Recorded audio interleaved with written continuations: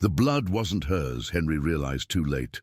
Sarah Lou stood there in the dying light, her weathered hands steady for the first time in years, holding that knife like it was the only truth she'd ever known. The Colorado wind carried the scent of something final. Not death, but the end of waiting. She looked at him with eyes that had seen too much and forgiven too little, and Henry understood that some wounds never heal until they're passed on to someone else. Henry had been riding the mountain trails for 3 days when he saw the smoke rising from the cabin. The thin grey line cut through the autumn air like a prayer nobody wanted to answer, and something in his chest tightened with the kind of worry that comes from knowing too much about being alone. The cabin sat crooked against the hillside, its wooden walls weathered to the color of old bones, and the silence around it felt heavy enough to break a man's back. He'd been looking for work, for a place to winter over, for anything that might keep him from another season of sleeping under stars that offered no warmth. The smoke meant someone was home, someone who might need help with the kind of work that kept body and soul together through the long Colorado cold. He dismounted near the well, his boots hitting the hard-packed earth with the sound of finality. The cabin's single window stared back at him like a dead eye, and the door hung slightly open, as if whoever lived here had stopped caring about keeping the world out. His horse snorted and shifted, sensing something that made the animal's skin twitch with unease. Henry had learned to trust that instinct, the way horses could smell trouble before it showed its face. But hunger and the promise of shelter made him push forward anyway. The wind picked up, carrying with it the scent of wood smoke and something else, something metallic and sharp that made his stomach turn without knowing why. The woman appeared in the doorway like a ghost materializing from memory. Sarah Lou was small and bent, her grey hair pulled back in a way that spoke of decades of making do with what little she had. Her dress was faded blue calico, mended so many times it looked like a map of all the places where life had torn through her carefully constructed world. But it was her hands that caught his attention first, the way they trembled constantly, as if she were trying to shake off something that had settled too deep in her bones to ever come loose. She looked at him with eyes that held no surprise, as if she'd been expecting him, or someone like him, for longer than she cared to remember. "Ma'am," Henry said, touching the brim of his hat with the kind of respect his mother had beaten into him before the fever took her. "I was wondering if you might have some work that needs doing. I'm handy with tools, good with animals, and I don't eat much." The words came out practiced and smooth, the same speech he'd given at a dozen other homesteads, but something in her expression made him feel like he was speaking a language she'd forgotten how to understand. She stepped closer, and that's when he saw it. The dark stain spreading across the front of her dress, the way it caught the fading light like spilled wine. His breath caught in his throat, and the words tumbled out before he could stop them. "Ma'am, you're bleeding." Sarah Lou looked down at herself with the kind of detachment that comes from seeing too much of what the world can do to a person. She touched the stain with one trembling finger, and when she looked back up at him, there was something in her eyes that made Henry's skin crawl with the certainty that he'd stumbled into something far bigger than he could understand. The silence stretched between them like a rope pulled too tight, and in that moment, Henry realized that the smoke rising from her chimney wasn't the only thing burning. She reached behind her back, her movements slow and deliberate, and when her hand came back into view, it was holding a knife that gleamed with the same dark wetness that stained her dress. The blade caught the last rays of sunlight and threw them back like accusations, and Henry felt his world tilt sideways as Sarah Lou held it out to him with hands that had finally stopped trembling. Henry stared at the knife in her outstretched hands, his mind struggling to make sense of what his eyes were telling him. The blade was old but well maintained, its edge sharp enough to split the dying light into fragments that danced across Sarah Lou's weathered face. Blood clung to the steel like a confession that refused to be washed away, and the handle bore the worn smoothness that came from years of faithful use. His horse whinnied behind him, a sound that seemed to come from another world entirely, and Henry realized that his feet had carried him backward without his permission. The woman's eyes never left his face, watching him with the patience of someone who had learned to wait for understanding to dawn in the minds of those too young to comprehend the weight of what they were witnessing. "Take it," Sarah Lou said, her voice carrying the kind of authority that comes from having nothing left to lose.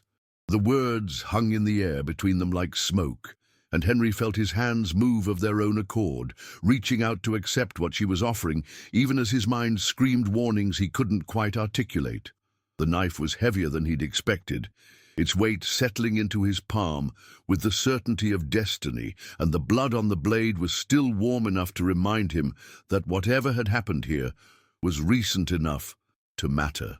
Sarah Lou stepped back, her hands finally free of their burden, and for the first time since he'd arrived she smiled, an expression so filled with relief that it made Henry's chest ache with questions he wasn't sure he wanted answered. The cabin behind her seemed to exhale, as if it too had been holding its breath, waiting for this moment of transference. Through the open door, Henry could see the interior bathed in the orange glow of firelight, shadows dancing on walls that had witnessed more than their share of secrets. A chair sat overturned near the hearth, and something dark had pooled on the wooden floor, reflecting the flames like a mirror made of nightmares. Sarah Lou followed his gaze and nodded, as if confirming what he was beginning to understand, that the blood on her dress and the knife now in his hands were connected to whatever lay waiting in that room. The wind picked up again, carrying with it the scent of iron and finality, and Henry felt the last of his innocence slip away like water through his fingers. "He came here thinking I was just another old woman," Sarah Lou said, her voice steady now, free of the tremor that had marked her words for so many years, "thinking I'd be easy prey, that these old hands couldn't do what needed doing." She held up her palms, and Henry saw that they were stained with the same darkness that marked the knife, but they were steady now, rock steady, in a way that spoke of purpose finally fulfilled. The trembling that had defined her for so long had vanished, replaced by the calm that comes after a storm has finally passed. She looked at the knife in his hands, then back at his face, and Henry realized that she was waiting for him to understand something that went deeper than the simple fact of violence. The silence stretched between them like a bridge he wasn't sure he was ready to cross. In the distance, a coyote howled, its voice carrying across the mountains with the loneliness that defined this place, and Henry felt the weight of decision settling on his shoulders like a mantle he'd never asked to wear. Sarah Lou was watching him with eyes that held no apology, no regret, only the quiet satisfaction of someone who had finally balanced a scale that had been tilted for far too long. The knife in his hand seemed to pulse with its own heartbeat, and Henry realized that she wasn't asking him to understand what she'd done. She was asking him to decide what he would do with the knowledge of it. "Some stories," Sarah Lou said, her voice barely above a whisper, "need a witness more than they need a judge." Doom, the words settled into Henry's bones like truth he'd been born knowing, and as the last light faded from the Colorado sky, he understood that his life had just divided itself into before and after, with this moment serving as the knife that cut between them. The silence that followed stretched between them like a taut wire, humming with the weight of what had been spoken and what remained unspoken. Henry found himself studying Sarah Lou's face in the dying light, searching for some sign that the woman who had just confessed to murder was the same frail figure he had approached with such simple concern. Her eyes held no regret, no plea for understanding, only the flat calm of someone who had carried a secret so long it had worn smooth as riverstone. The blood on her dress had begun to darken, and he realized with a start that it was not fresh. This was not the immediate aftermath of violence, but something far more deliberate, far more planned. Sarah Lou moved toward the cabin with the careful steps of someone who had rehearsed this moment in her mind countless times, and Henry followed without conscious decision, drawn by a gravity he could not name. The interior of the cabin revealed itself in fragments as his eyes adjusted. A single room that spoke of decades of solitude, where every object seemed placed with the precision of ritual.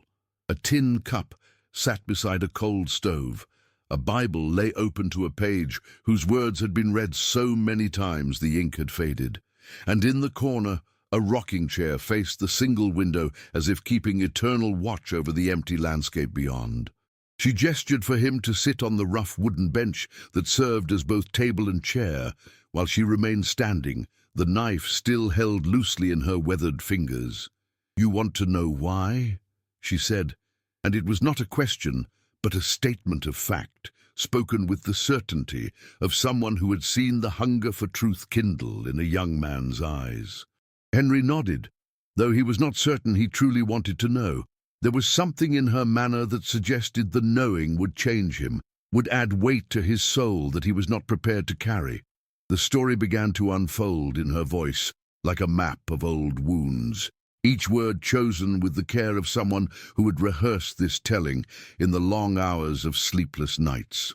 She spoke of a marriage that had begun with hope and slowly curdled into something that wore the mask of love while feeding on fear, of a man whose hands had been gentle in courtship and brutal in possession. The details came slowly, reluctantly, as if each revelation cost her something precious, how he had isolated her from family, from friends, from any voice that might have reminded her of who she had been before she became his property.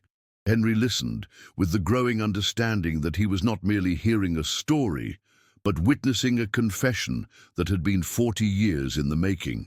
And as the darkness deepened around them, he began to comprehend that Sarah Lou had not simply killed her husband. She had executed him with the patience and precision of someone who had spent decades planning the perfect moment for justice. The knife in her hands was not a weapon of passion, but an instrument of deliberate reckoning, and the blood on her dress was not evidence of a crime, but proof of a promise finally kept. The night had settled around the cabin like a shroud, and in the darkness, Sarah Lou's voice took on the quality of something ancient and inevitable, as if the story she told had been waiting decades to find the right listener. She spoke of the morning she had finally understood that her husband would never change, would never stop, would never see her as anything more than property to be used and discarded at will. It had been a Tuesday in spring, she remembered, when the wildflowers were blooming and the world outside their cabin was celebrating life while inside, she was dying by degrees.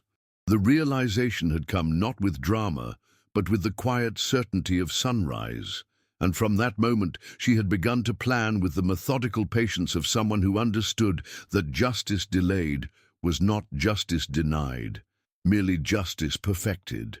Henry found himself leaning forward despite his fear, drawn into the terrible intimacy of her confession, understanding that he was being entrusted with something that no law could judge and no court could comprehend. She told him how she had waited for the perfect moment, not the heat of anger or the desperation of immediate threat, but the cold clarity of absolute certainty. Her husband had been drinking, as he did most evenings, sitting in the very chair where Henry now sat, when she had approached him with the knife she had sharpened every day for 3 months, not for kitchen work, but for this single sacred purpose. The killing itself had been almost anticlimactic, she said, her voice carrying neither pride nor shame, but only the flat satisfaction of a job completed according to plan. He had looked up at her with surprise rather than fear, as if, even in his final moment, he could not quite believe that his property had developed a will of its own, and she had struck with the precision of someone who had rehearsed the motion in her mind 1,000 times. There had been no struggle, no dramatic final words, only the simple transition from life to death that she had been denied for 40 years of marriage. But the story did not end with death, Henry realized as Sarah Lou continued speaking into the darkness. It began there, with the careful disposal of the body in the old mine shaft 3 miles north, with the patient washing of blood from floorboards, and the meticulous cleaning of the knife that now rested in her hands like a sacred relic. She had lived alone in this cabin for 6 months, since that night, she told him, not hiding from justice, but waiting for the right person to hear her story, someone young enough to understand that sometimes the law and justice were not the same thing. As she spoke these final words, Henry understood with crystalline clarity that he had been chosen not as a witness to her crime, but as the inheritor of her truth, and that the decision of what to do with this terrible gift would define not only his character, but his destiny. The knife lay between them on the rough wooden table, like a question that demanded an answer, and in the silence that followed her confession, he could hear the weight of his own future settling around him like dust after a long journey. Sarah Lou's eyes met his across the darkness, and in them he saw not the plea of a criminal seeking mercy, but the calm expectation of someone who had done what needed doing and was prepared to accept whatever consequences the world might offer.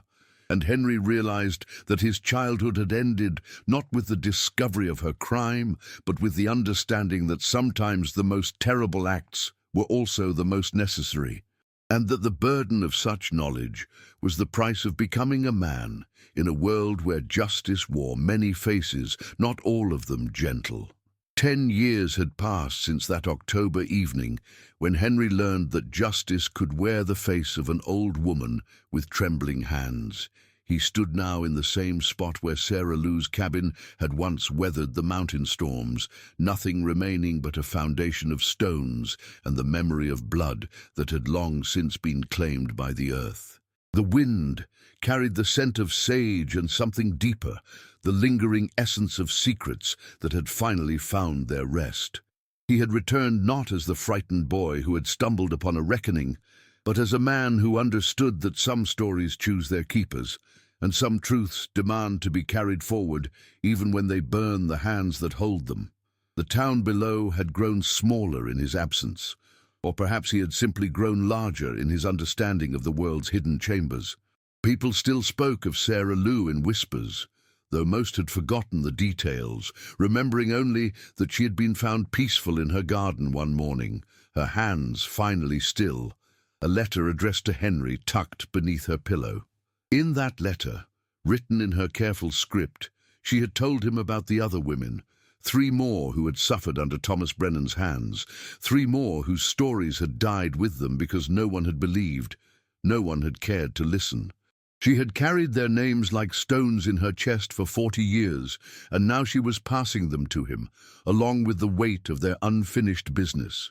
Henry had spent those 10 years learning that revenge was not always a single moment of violence, but sometimes a slow, patient cultivation of justice that grew like wildflowers in unexpected places.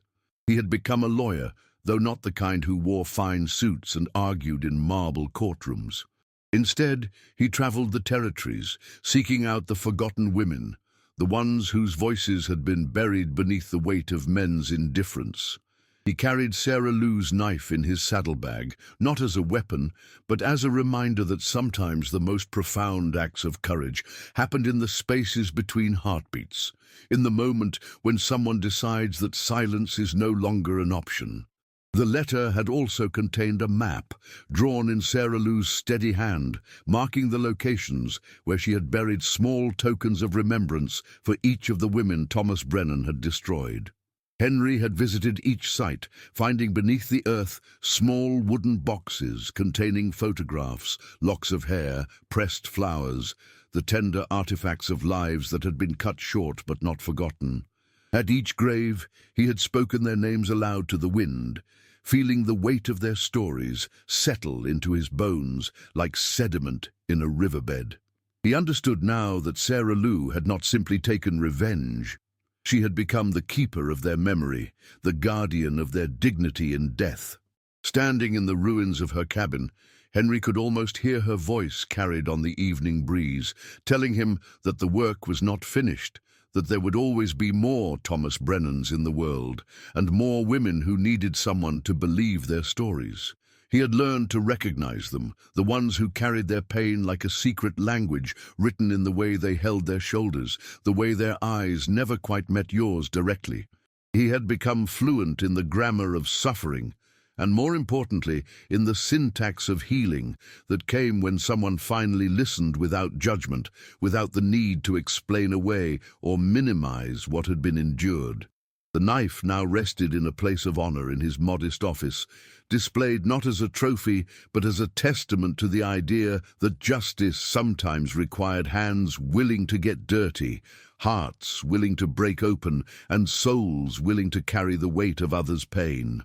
Young women would sometimes come to him, drawn by stories they had heard whispered among themselves, and when they saw the knife, they understood that here was someone who knew that the law was not always just, that sometimes the only court that mattered was the one that convened in the human heart.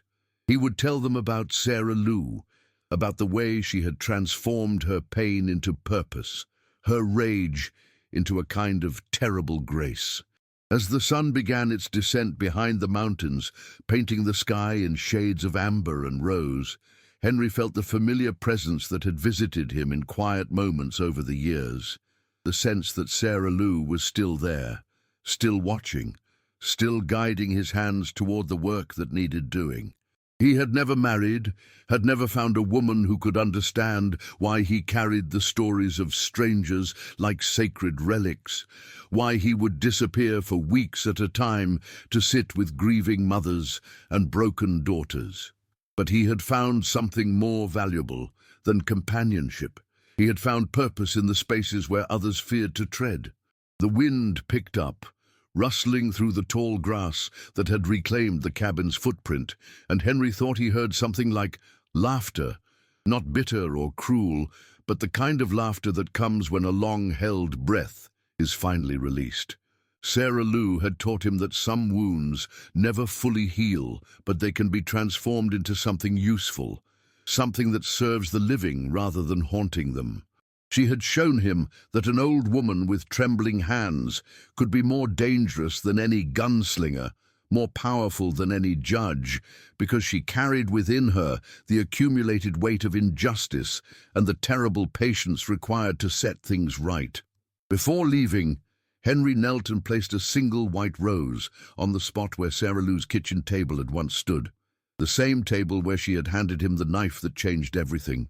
The rose would wither and die, would be claimed by the earth like everything else, but the gesture mattered, not because it would last, but because it acknowledged that some debts can never be fully repaid, only honored through the living of a life that serves something larger than oneself. As he mounted his horse and turned toward the trail that would take him back to town, Henry carried with him the knowledge that he was no longer just Henry the orphan boy, but Henry the keeper of stories, the one who remembered what others chose to forget. The last light of day caught the metal of his spurs as he rode away, and somewhere in the gathering darkness, the wind continued to whisper through the grass, carrying with it the names of women whose stories had finally found their voice, whose pain had been transformed into something that would outlast the mountains themselves, the simple, revolutionary act of being believed, being remembered, being avenged by hands that understood that justice sometimes wears the face of love. And love sometimes requires the courage to pick up a knife.